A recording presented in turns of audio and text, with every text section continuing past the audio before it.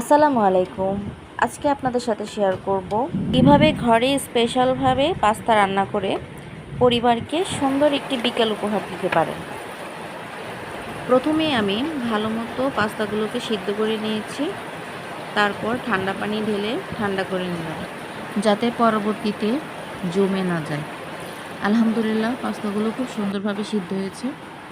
তারপর আমি এখানে কড়াই চুলাতে বসিয়ে দিলাম, সেখানে সাদা তেল দিয়ে আগে থেকে ম্যারিনেট করে রাখা চিকেন কিমা ভালো মতো ভেজে নেব।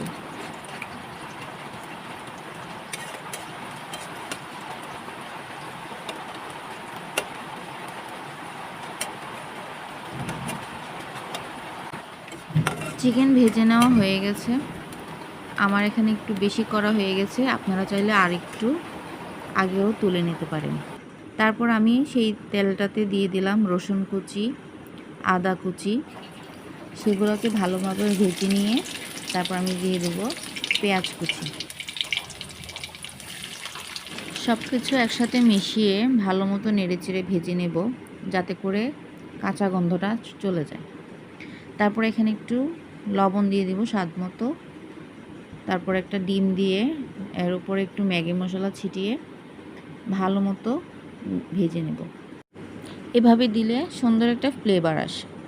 তারপর এখানে দিয়ে দেব আগে থেকে ঘরে তৈরি করে রাখা টমেটো সস, এর উপরে বাকি ম্যাগি মশলাটুকুও ঢেলে দিলাম।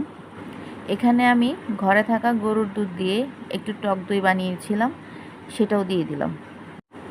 এটাকেও ভালো করে নেড়ে চেড়ে মিশিয়ে নেব।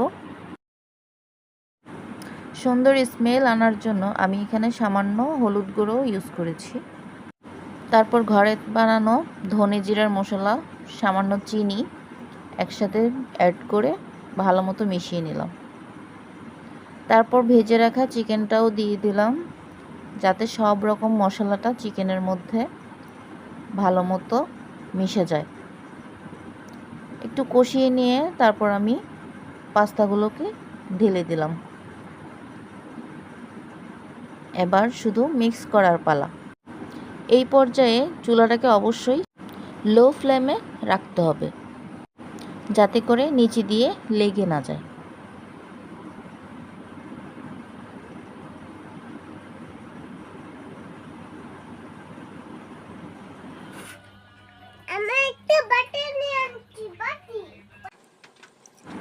বাটিতে নেওয়া হয়ে গেছে, এবার শুধু খাওয়ার পালা।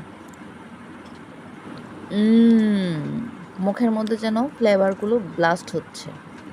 মাশাআল্লাহ, নিজেই নিজের প্রশংসা করছি, কেউ আবার নজর দিবেন না যেন। ভিডিওটি ভালো লাগলে অবশ্যই লাইক কমেন্ট শেয়ার করে আমাকে সাপোর্ট করবেন, দোয়া করবেন আমার জন্য। সবার জন্য অনেক অনেক শুভকামনা রইল। আল্লাহ হাফেজ।